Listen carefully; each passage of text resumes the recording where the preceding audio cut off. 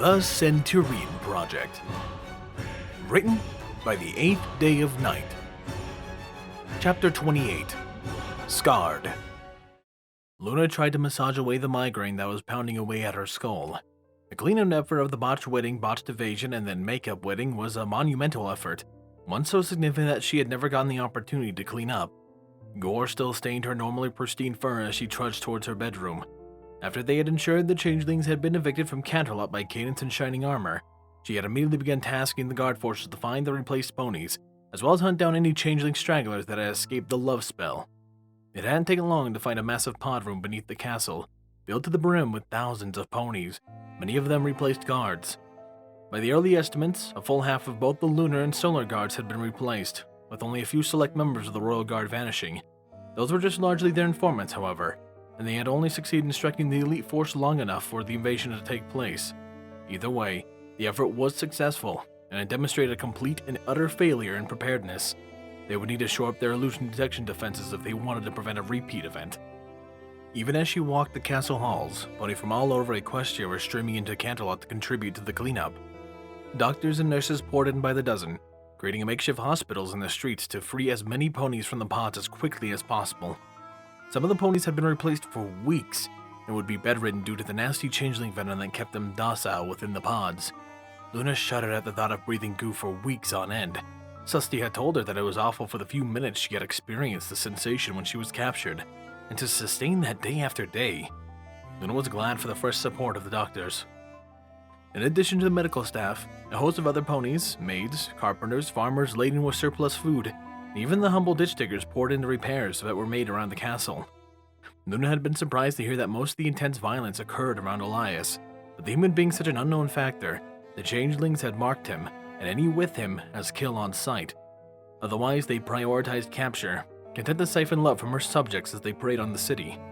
Still, there were bodies to bury, blood to clean, and damage to mend.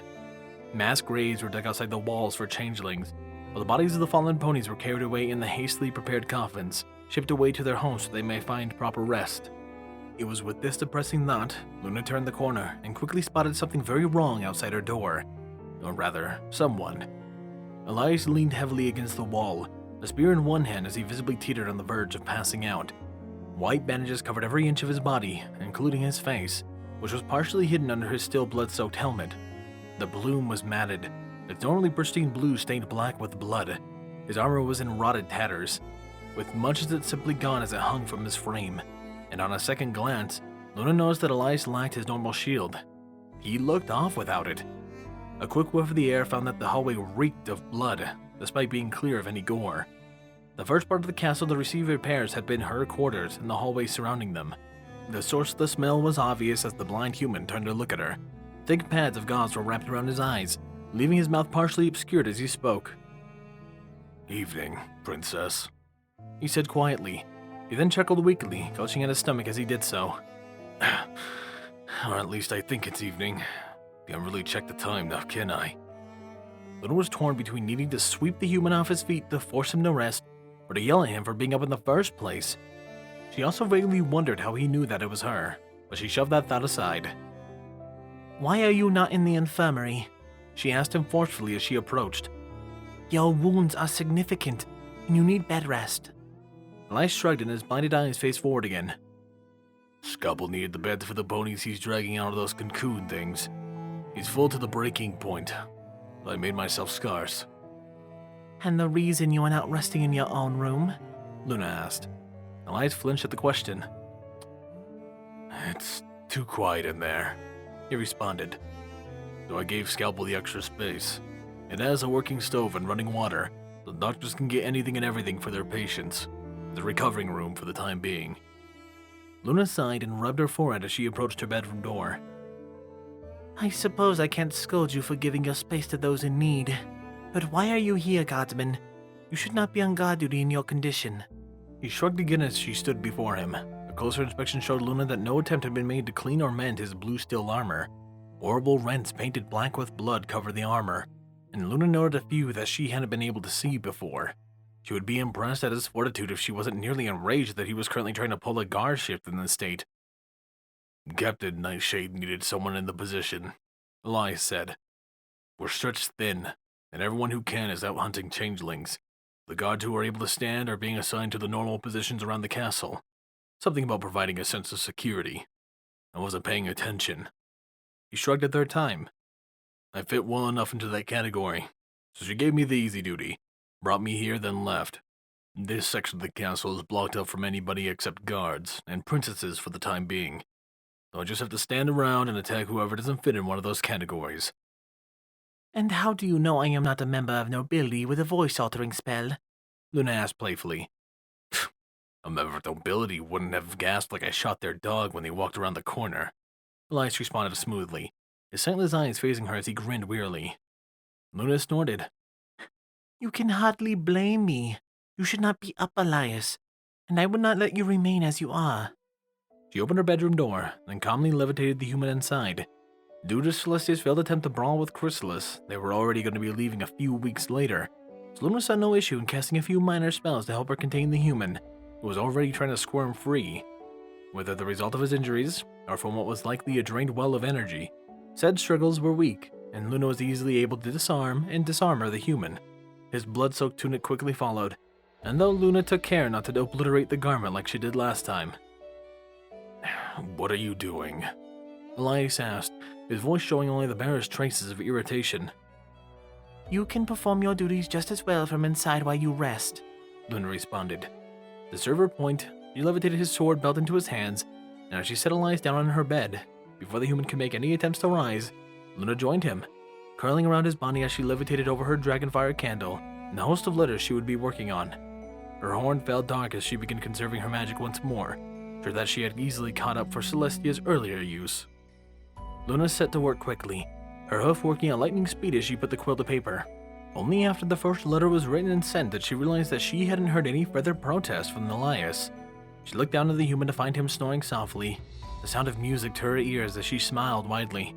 Even covered in bandages like something out of a horror story, the human looked positively adorable as he slept. Luna briefly wished that she could recall Bookbinder and Night Flash and have them curl up with their adopted son, but unfortunately the two had remained unscathed enough that they were deployed on the changeling hunt. If Luna remembered the initial reports correctly, they were somewhere near Appaloosa and would return in a few days. Elias snorted in his sleep, and Luna felt her heart melt when he cuddled tighter against her side. The human's face momentarily twisted in a scowl, but when Luna rubbed his back with her wing, it shifted into a content smile as he sighed and relaxed against her body. That smile vanished, as did Luna's when a loud knock echoed through her door. Elias scowled as he shifted in his sleep, and Luna covered his body with her wing as she called softly to the unwelcome intruder. Come in, and do so quietly. As she'd opened the door with a nasty snarl across her face, the Thestral had heavy bags in her eyes and a look of pure rage decorated her golden eyes as she looked at Luna. Where is Guardsman Bright? He said he could handle a guard shift, and yet he's not at his post. When I find him, I'm going to give that lazy human a piece of my hoof up his That is quite enough, Captain, Luna whispered harshly. She lifted her wing to reveal Elias, his bandaged face twisting in discomfort at the sudden lack of his blanket. His left hand weakly reached out to snatch the feathered limb back, while his right clutched his sword belt as if his life depended on it. As his fingers found her feathers, Luna let the limb fall back on the human. He let out another sigh and his snores quickly resumed, as Luna smiled down at the sleeping human. She then looked at Nightshade, who was staring at the covered human in shock. Luna lightly cleared her throat, and the Thestral's eyes found hers. Princess, Did he ask to do this? Luna shook her head. No, Captain, but it would not do to let one who fought as hard as Elias to stand guard. He is at his physical breaking point, and it will only further add to his emotional strain. I brought him inside and removed his armor to let him sleep. She looked down at the snoring human. He needs it. Nightshade sighed and nodded. He's not the only one, Princess. I came here for 2 reasons. Well, 1, really. But now that I'm here, what do you need, Captain? Luna asked, cutting through the rambling. Nightshade took a deep breath. Princess, I wanted to apologize for my complete and utter failure. The fault of the invasion rests solely at my hooves. She glared at the floor as her ears pinned themselves to the side of her head. I should have noticed the changes among my guards. I should have been better prepared for something like this, and I didn't. Ponies got hurt because of my failings, and I'm sorry for failing my duty. Luna opened her mouth to reply, but she felt the lie shift under her wing. His blind face poked through the feathers, and he senselessly stared at Nightshade. A hard frown was on his face as he and the Thestral stared at each other. Sniffing loudly, Elias cleared his throat as he spoke slowly as he woke up fully. It's good to be sorry, Captain, but it's better to start learning from the mistake. What are we looking at in terms of casualties? Wounded? Nightshade asked. Counting all the ponies put in pods, 400 lunar guards, 600 solar guards, and well over 1,000 civilians. Dead? He flinched at the word. 3 civilians and 10 solar guards. We got lucky. Elias nodded. That we did. I imagine the changelings are licking uglier wounds than we are, but it doesn't matter what they're doing. What matters is what we're going to do. Feeling sorry only helps so much. Use it as the catalyst to improve everything. More detection, stronger guards, better awareness for missing people. Never be unprepared again. Learn from mistakes now while the casualties are negligible. 13 ponies? I know that I killed myself at least double that number in changelings. Nightshade snorted softly. 4 times, actually. We tallied the bodies. You killed at least 52 that we can directly confirm that were you. That number could easily be double if we tried harder. We found dozens of bodies in your wake. Elias shrugged the stat away. Doesn't matter. It's a minor victory that doesn't matter to anyone who knows what they're doing. We need to focus on the fact that we almost lost. He turned to look up at Luna. Speaking of, how did we win? I remember something weird passing over me, but I had no idea what it was. Shining Alma and Princess Cadence used the power of their love to drive the changelings away. Luna responded. It manifested in the form of a bubble shield that largely pushed the invaders back into the Badlands. The changelings that managed to remain in Equestria's borders will not do so for long. Though she couldn't see it, Luna had no doubt in her mind that Elias was staring at her as if she sprouted a second horn. The human grumbled something under his breath, then disappeared back under her feathers. Sorry, Princess, but I'm too tired to be dealing with more nonsense right now. I'm going back to bed. Oh no you don't, Nightshade said. She moved fast, grabbing Elias's foot as she dragged him away from Luna's grasp. You have an appointment with the doc. He says he found someone to speed up your healing regime. Elias groaned loudly as he was dragged across the bed, and Luna felt pleased as a peach as he reached out an arm to try to stay at her side. She knew it was likely due to blood loss, but the human was actively craving physical affection, a silver lining into his horrific injuries. Nightshade was stronger, however, and she forced Elias to stay at her side as she pushed him toward the door. Quit being a baby, guardsman. You can get yourself a snuggle buddy back when we're done. Nightshade said with a wink back at Luna, who blushed lightly. Elias sighed and rubbed his forehead. Fine, but I need help finding my armor and my clothes. He tried to shoot a glare at Luna, but he was a few inches off as he sent a nasty look at her nightstand. Ponies keep taking them, and I still don't know why. Luna scoffed. You were wearing a nasty, blood-stained tunic and it smelled. I would not allow something so vile to touch my bedsheets. Is that why you're still covered in blood? Elias responded. Luna blinked, then looked down at her fur. Sure enough, she had completely forgotten that she never cleaned up. The human had completely distracted her. She flushed red with embarrassment as she realized that she likely stunk as badly as he did. She glared at the human who was smiling at her right shoulder. Go to your healing session, guardsman, she shouted. Captain, ensure that he returns to my quarters so that I may punish him for his insolence. Nightshade gave her a goofy grin, but saluted and grabbed Elias gently by the arm as she guided the blind human to the door. As they left, Luna gave herself a sniff, then recoiled in disgust.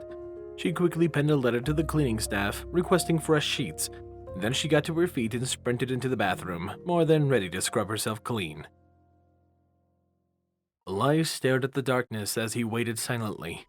Around him, the sounds of ponies retching told him that he was in the infirmary, or at least somewhere being treated as an infirmary.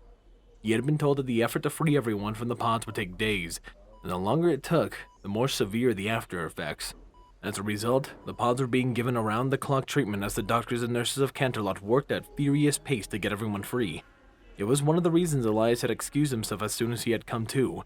Though hurt like hell, he could move enough to free a bed, and he wasn't at any risk of dying, so he didn't need it. A part of his mind knew that Scarlet was hidden somewhere in the army of pods, and he would be damned if he let the Pegasus suffer any more than he already had. Elias felt someone tap his knee, and he did his best to approximate the source of the tapping. Yep, he asked quietly. Elias, next to me is Dr. Horse from Ponyville, Scalpel said slowly. He's a specialist in healing spells, so he's going to be helping me remove your bandages so that you can see again, alright? Elias snorted. My ears are working fine, Doc. Don't need to talk like that. Scalpel sighed, and Elias imagined that the unicorn was rubbing his forehead. Same thing, different day with you, he grumbled. Go ahead, Doctor, and don't worry about hurting him. He won't tell you if he's in any pain. Elias grinned in the direction of the pony's voice. Ah, Scalpel, you've been listening, he said mockingly. Elias heard Scalpel grumble as he moved away, and he felt another tap on his knee. Elias, I am Dr. Horse. It's a pleasure to meet you. Pleasure's all mine if you can get me at least one eye back, Elias replied. I'm not big on being led around. I like to walk on my own, thank you very much. Let's see if we can get both of your eyes back, Dr. Horse replied. Please lie back. I don't want to accidentally graze anything as I'm removing your bandages. Elias nodded silently, then felt behind him as he made sure that he wouldn't fall off the bed. Dr. Horse helped him by guiding his head down, then by lifting Elias's bandaged legs onto the bed. The unicorn moved around and then tapped the uninjured part of Elias's arm. Alright, Elias, I'm going to start with what I'm told is the lighter of two wounds. I want to make sure that you can see at least one eye by the end of the day. Okay? Elias nodded. Alright, Doc. Elias twitched nervously as he felt hooves gently pulling away at the bandages on the right side of his face. As he slowly pulled back the gauze pads, Dr. Horse said, You may wish to close your eyes. It's awfully bright in here, and it might irritate them if they get flooded with light all at once. Elias nodded and closed his eyes, watching the light grow under his right eyelid. Dr. Horse clicked his tongue, but Elias could almost hear a smile as he gently touched the hoof to Elias's face. Well, this one isn't so bad at all.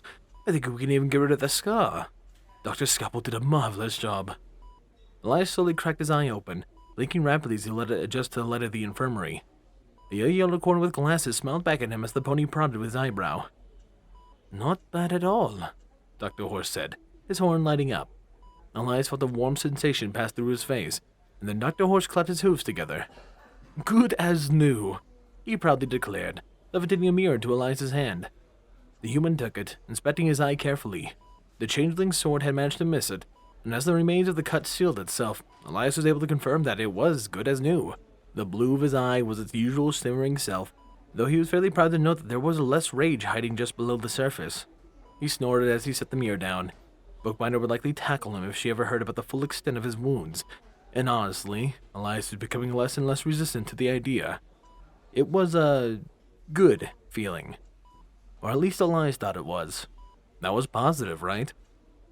Dr. Horse moved to the other side of the bed once more, dipping into Elias's blind spot. Give me a moment, Elias. I'll have to get this side fixed up just as good. Elias gave the pony a thumbs up, then scanned the infirmary as the unicorn went to work. It was full to capacity, but Elias suspected that it wouldn't be so much longer. A multitude of nurses ran pell-mell between the beds, quickly delivering buckets for vomiting and returning just as quickly to collect them. IVs hung on poles by each bed, and the ponies that weren't pitching their guts to the ground were resting calmly, tucked under multicolored quills that looked like apples on them. Some ponies' donation, likely. It took a second for Elias to realize that the sound of his head was gone, as was the bandage. He blinked stupidly as he stared at the ceiling with both eyes. Then he turned, smiled widely at Dr. Horse. What do you know? Elias said in an unusual, cheerful manner. Both eyes back, just like you said, Doc. I guess a thank you is in order. Elias's cheer mood turned into confusion as the pony looked at him with horror written all over his face. Elias blinked, then tilted his head as he looked at the unicorn. You alright, Doc? Elias said. What? Is there a bad scar or something? Dr. Horse shook his head slowly, and spun around and sprinted away from Elias's bedside. The human winced and held his stomach wound carefully as he sat up, staring in confusion after the fleeing pony. Several of the nurses stopped in confusion as well, staring after the pony's retreating brown tail. Then they looked at Elias, who stared back in confusion. They gasped loudly and quickly set about their tasks, casting him nervous glances as they intentionally avoided eye contact.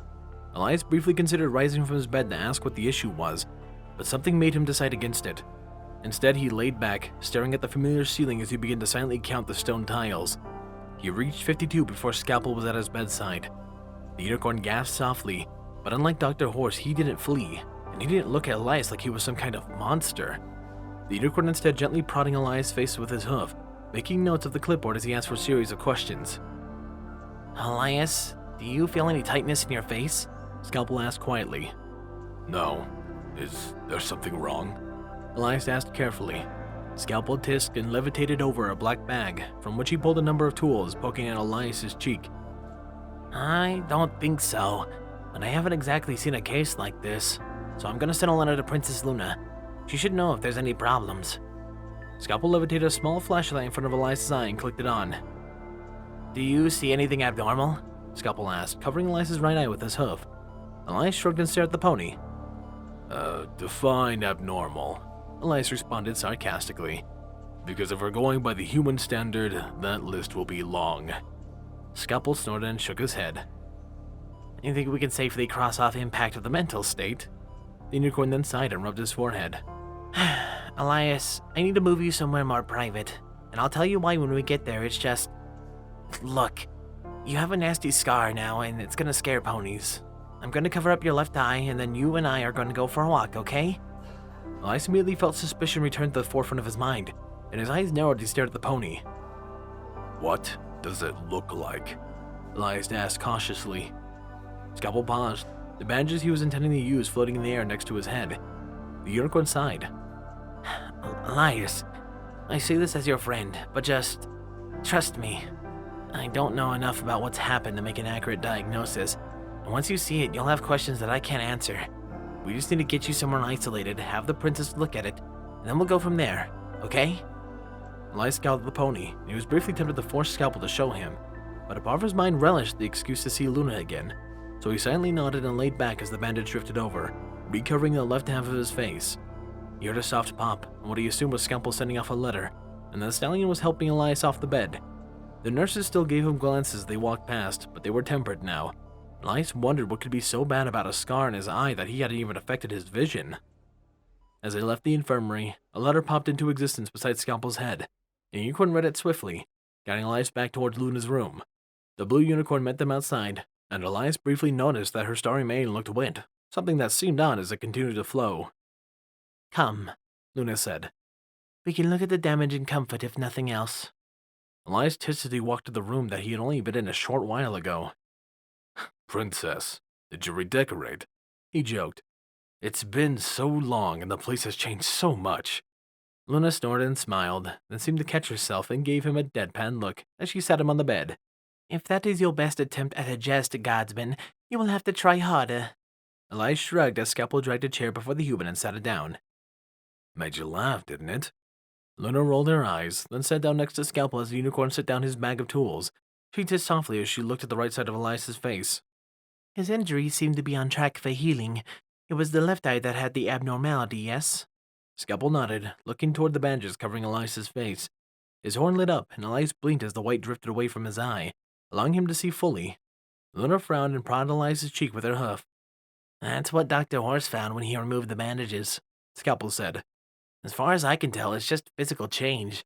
Elias said he doesn't feel or see any different, but I'm out of my depth here. Luna nodded. You were wise to contact me immediately. Have you checked on his other wounds yet? Scalpel shook his head. No, Princess, I haven't. I don't even know what caused this one to react like it has. Elias looked between the two ponies in confusion. Can someone fill me in here? He asked. What's wrong with my face? Luna ignored his question as she pressed a hoof on his shoulder, guiding him to lie down. Elias frowned silently at the ceiling, and as the ponies moved onto the bed to look at his other wounds, he felt himself drifting away to sleep. The blankets were incredibly soft, and he had two of his friends right next to him, all soft and warm. Elias hissed in pain, brought back to consciousness violently as Luna jabbed a hoof to his leg. He swatted away the offending hoof with one hand as the other one clamped down on the throbbing injury. Elias glared at the unicorn. What was that for? Elias asked. Luna gave him a sympathetic look, and then guided him to lie back down. My apologies, Elias, but I am without my normal means to analyze your wounds. We cannot risk altering your mental state with a numbing spell either, so you must endure while still Scalpel and I assess them. She gently took his hand into her hoof and guided it away from the wound. Then Scalpel prodded at it again. Elias bit his tongue and tensed up to prevent himself from smacking the unicorn.